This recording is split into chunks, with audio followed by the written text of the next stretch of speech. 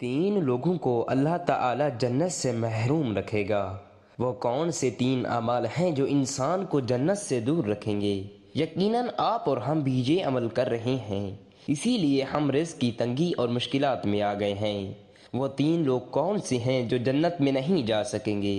لہٰذا ویڈیو کو آخر تک ضرور دیکھیں، اسے پسند فرمائیں، دوسروں تک پہنچائیں اور چینل کو سبسکرائب کریں تاکہ دین کی مزید قیمتی باتیں آپ تک پہنچتی رہیں۔ نمبر 1، حضور اکرم صلی اللہ علیہ وسلم نے فرمایا، جو بندہ بسم اللہ الرحمن الرحیم السلام علیکم۔ محترم ناظرین، رسول اللہ صلی اللہ علیہ وسلم نے فرمایا، جب اہل جنت جنت میں چلے جائیں گے اور اہل دوزخ دوزخ میں چلے جائیں گے تو موت کو لایا جائے گا اور اسے جنت اور دوزخ کے درمیان رکھ کر ذبح کر دیا جائے گا۔ پھر ایک آواز دینے والا آواز دے گا کہ اے جنت والو، تمہیں اب موت نہیں آئے گی، اور اے دوزخ والو، تمہیں بھی موت نہیں آئے گی۔ اس بات سے جنتی اور زیادہ خوش ہو جائیں گے اور جہنمی اور زیادہ غمگین ہو جائیں گے۔ حضرت عبداللہ ابن عباس رضی اللہ تعالی عنہ فرماتے ہیں کہ میں نے رسول اکرم صلی اللہ علیہ وسلم سے پوچھا، کون سا عمل اللہ تعالیٰ کو سب سے زیادہ پسند ہے؟ فرمایا، نماز اپنے وقت پر ادا کرنا۔ عرض کیا، پھر کون سا عمل؟ فرمایا، والدین سے حسن سلوک کرنا۔ عرض کیا، پھر کون سا؟ فرمایا، اللہ تعالیٰ کی راہ میں جہاد کرنا۔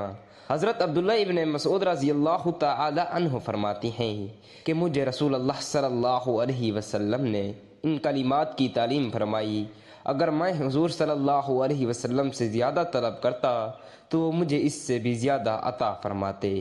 حضرت ابو ہریرہ رضی اللہ تعالی عنہ فرماتی ہیں کہ ایک شخص نے رسول اللہ صلی اللہ علیہ وسلم کی خدمت میں حاضر ہو کر عرض گزار ہوا، یا رسول اللہ صلی اللہ علیہ وسلم، لوگوں میں سے میرے حسن سلوک کا سب سے زیادہ حقدار کون ہے؟ فرمایا، تیری ماں۔ عرض کیا، پھر کون؟ فرمایا، تیری ماں۔ عرض کیا، پھر کون؟ فرمایا، تیری ماں۔ پھر عرض کیا، اس کے بعد کون؟ فرمایا، تیرا باپ۔ اس فرمان عالی شان سے معلوم ہوا کہ ماں کا حق باپ سے 3 گنا زیادہ ہے، کیونکہ ماں بچہ پر 3 احسان کرتی ہے۔ باپ ایک احسان، پیٹ میں رکھنا، جننا، پرورش کرنا۔ باپ صرف پرورش ہی کرتا ہے۔ بیٹا ماں باپ دونوں کی خدمت کرے، مگر مقابلے کی صورت میں ادب و احترام باپ کا زیادہ کرے، خدمت و انعام ماں کی زیادہ۔ ماں باپ کے ساتھ سلوک یہ ہے کہ ان سے نرم اور نیچی آواز سے کلام کرے، مالی و بدنی خدمت کرے، یعنی اپنے نوکروں سے ہی ان کا کام نہ کروائے بلکہ خود کرے، ان کا ہر جائز حکم مانے، انہیں نام لے کر نہ پکارے، اگر وہ غلطی پر ہوں تو نرمی سے ان کی اصلاح کرے، اگر قبول نہ کریں تو ان پر ڈانٹ ڈپٹ نہ کریں، ان کی سختی پر تحمل کریں۔ حضرت عبداللہ ابن عمر رضی اللہ تعالی عنہ فرماتے ہیں، رسول اللہ صلی اللہ علیہ وسلم نے فرمایا، اللہ تعالیٰ کی رضامندی ماں باپ کی رضامندی میں ہے، اور اللہ تعالیٰ کی ناراضگی ماں باپ کی ناراضگی میں ہے۔ اللہ تعالیٰ کی رضا کے حصول کے بہت سے اسباب اور طریقے ہیں، ان میں سے ایک بہت اہم سبب ماں باپ کو دائرہ شریعت میں رہتے ہوئے راضی رکھنا ہے۔ لہٰذا جو اپنے رب کو راضی کرنا چاہے تو اپنے ماں باپ کو راضی رکھے، کہ اگر ماں باپ ناراض ہوئے تو اللہ تعالیٰ کی رضا کا حصول بہت مشکل ہے۔ حضرت اسماء بنت سیدنا ابو بکر صدیق رضی اللہ تعالی عنہ فرماتی ہیں، نبی کریم صلی اللہ علیہ وسلم کے زمانے میں میری ماں میرے پاس آئی، حالانکہ وہ اسلام سے اعراض کرتی تھی۔ میں نے نبی کریم صلی اللہ علیہ وسلم سے سوال کیا، کیا میں اپنی ماں سے صلہ رحمی کروں؟ فرمایا، ہاں ضرور صلہ رحمی کرو۔ ابن عینینہ فرماتے ہیں، اللہ تعالیٰ نے اس کے بارے میں یہ آیت کریمہ نازل فرمائی، اللہ تعالیٰ تم کو ان لوگوں سے حسن سلوک کرنے سے منع نہیں کرتا جنہوں نے تم سے دین میں مقابلہ نہیں کیا۔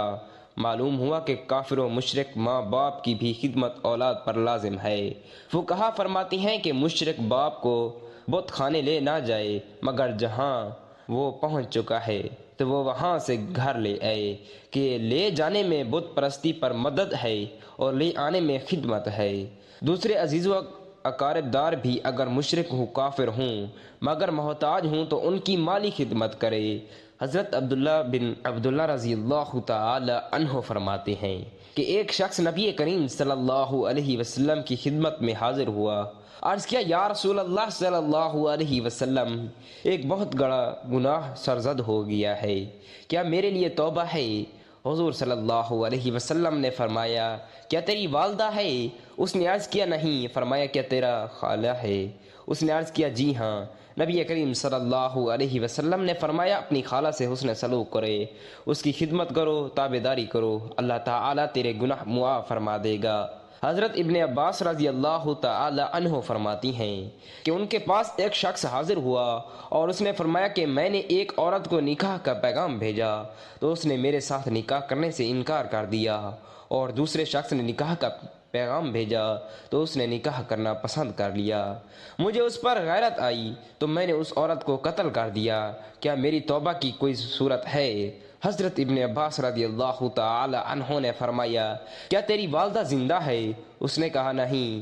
حضرت ابن عباس رضی اللہ تعالی عنہ نے فرمایا اللہ تعالی کی بارگاہ میں توبہ کر کے حد المقدور اس کا قرب حاصل کر عطا فرماتے ہیں۔ میں حضرت ابن عباس رضی اللہ تعالی عنہ کے پاس گیا اور پوچھا کہ آپ نے اس کی ماں کے متعلق زندہ ہونے کے متعلق کیوں پوچھا؟ تو انہوں نے فرمایا میں والدہ سے حسن سلوک سے زیادہ کوئی عمل قرب الہی عز و جل کا نہیں جانتا۔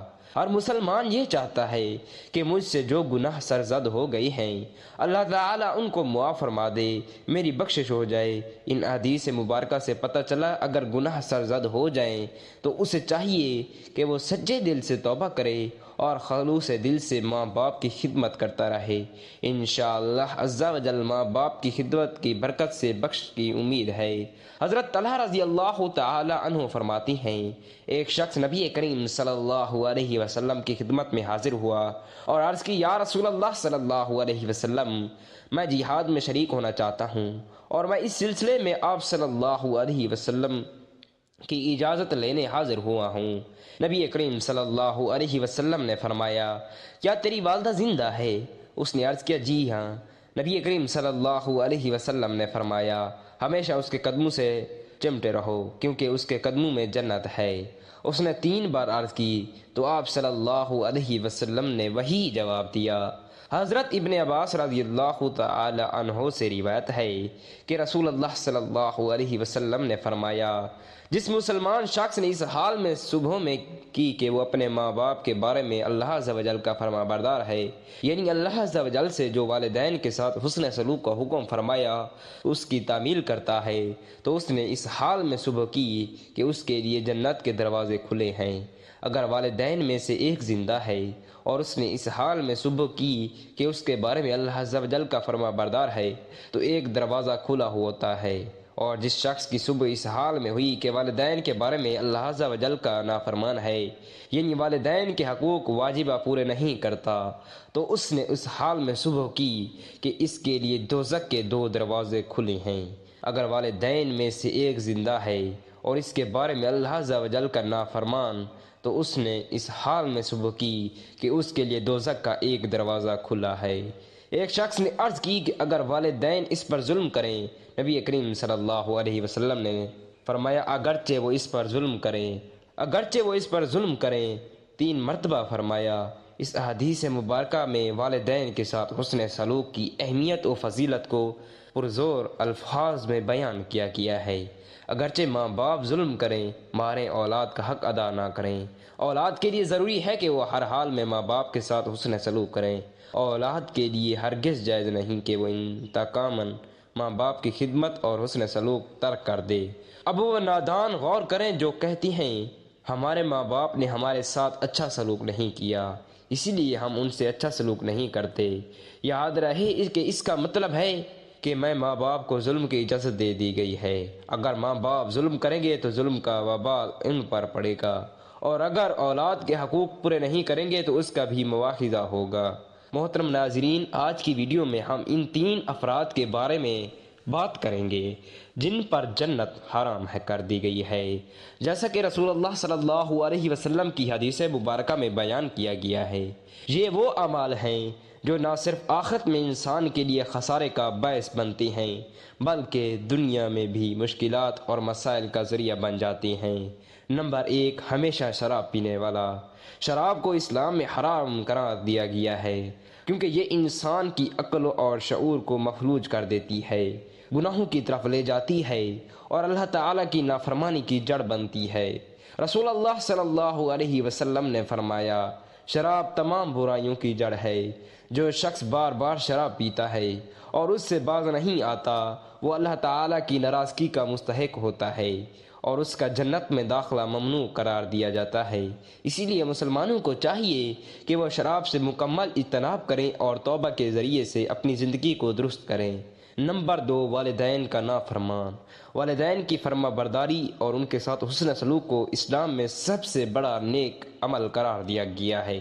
اللہ تعالیٰ قرآن مجید میں فرماتا ہے، اور اپنے والدین کے ساتھ احسان کرو۔ رسول اللہ صلی اللہ علیہ وسلم نے فرمایا، اللہ تعالیٰ کی رضا والدین کی رضا میں ہے اور اللہ تعالیٰ کی ناراضگی والدین کی ناراضگی میں ہے۔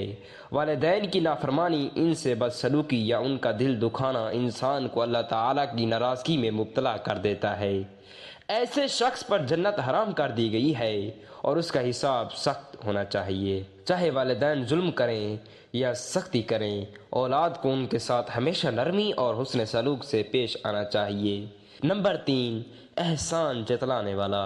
وہ شخص جو دوسروں پر احسان کر کے ان پر جتاتا ہے، ان کے دلوں کو دکھاتا ہے اور ان کی عزت کو مجروح کر دیتا ہے، وہ اللہ تعالیٰ کے نزدیک انتہائی ناپسندیدہ ہے۔ اللہ تعالیٰ قرآن مجید میں فرماتا ہے، اے ایمان والو، اپنی خیرات کو احسان جتا کر اور اذیت دے کر ضائع مت کرو۔ ایسا شخص نہ صرف اپنی نیکیاں ضائع کر دیتا ہے بلکہ آخرت میں بھی نقصان اٹھاتا ہے۔ ہمیں چاہیے کہ اگر کسی پر احسان کریں تو اسے اللہ تعالیٰ کے لیے خالص رکھیں اور بدلے کی توقع نہ رکھیں۔ یہ 3 اعمال انسان کو جنت سے محروم کر دیں گے۔ ہمیں چاہیے کہ ان برے اعمال سے بچیں، اپنے کردار کو درست کریں اور اللہ تعالیٰ سے سچی توبہ کریں تاکہ آخرت میں کامیابی حاصل کر سکیں۔ اللہ تعالیٰ ہم سب کو ان اعمال سے محفوظ رکھے اور اپنی رضا نصیب فرمائے، آمین۔ اللہ تعالیٰ سے دعا ہے کہ اللہ تعالیٰ ہمیں نیک اعمال کرنے کی توفیق عطا فرمائے۔ ناظرین، پیارے نبی کریم صلی اللہ علیہ وسلم کے 99 ناموں میں سے ایک نام ضرور ٹائپ کریں۔ اگر آپ کو ویڈیو اچھی لگی ہے تو اس کو لائک کریں، شیئر کریں اور چینل کو سبسکرائب کرنا مت بھولیں، کیونکہ ہر نئی آنے والی معلوماتی ویڈیو کا نوٹیفیکیشن آپ کو بر وقت ملتا رہے۔ دیجیے اجازت، اللہ نگہبان۔